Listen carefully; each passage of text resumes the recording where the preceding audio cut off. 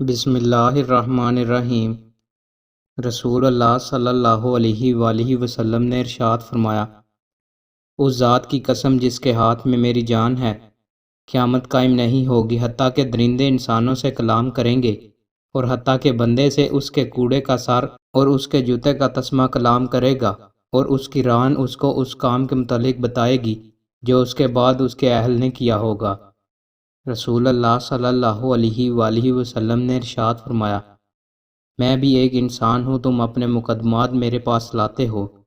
اور ممکن ہے کہ تم میں سے کوئی اپنی دلیل دوسرے کی نسبت زیادہ فصاحت کے ساتھ پیش کر لے، اور میں جو اس سے سنوں اس کے حق میں فیصلہ کر دوں۔ جس شخص کو اس کے مسلمان بھائی کے حق میں سے کوئی چیز دے دی جائے تو وہ اسے حاصل نہ کرے، گویا اس طرح میں اسے جہنم کی آگ کا ایک ٹکڑا دے رہا ہوں۔ رسول اللہ صلی اللہ علیہ وآلہ وسلم نے ارشاد فرمایا، جب تم میں سے کوئی دعا کرے تو یوں نہ کہے، اے اللہ اگر تو چاہے تو مجھے بخش دے، اگر تو چاہے تو مجھ پر رحم فرما، اگر تو چاہے تو مجھے رزق عطا فرما، بلکہ اسے چاہیے کہ وہ پورے عزم کے ساتھ دعا کرے،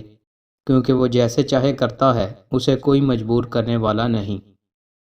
رسول اللہ صلی اللہ علیہ وآلہ وسلم نے ارشاد فرمایا، قیامت کے دن ایک مومن اپنے رب کے قریب کیا جائے گا، یہاں تک کہ اللہ اس پر اپنی رحمت کا پردہ ڈال دے گا، پھر اس سے اس کے گناہوں کا اقرار کروایا جائے گا،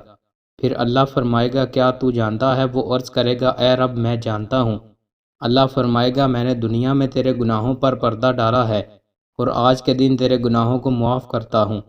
پھر اسے اس کی نیکیوں کا اعمال نامہ دیا جائے گا، اور کفار و منافقین کو علی الاعلان لوگوں کے سامنے بلایا جائے گا، اور کہا جائے گا یہ وہ لوگ ہیں جنہوں نے اللہ پر جھوٹ باندھا۔ دوستوں، مزید اچھی ویڈیوز کے لیے ہمارے چینل کو سبسکرائب لازمی کریں۔ بہت شکریہ۔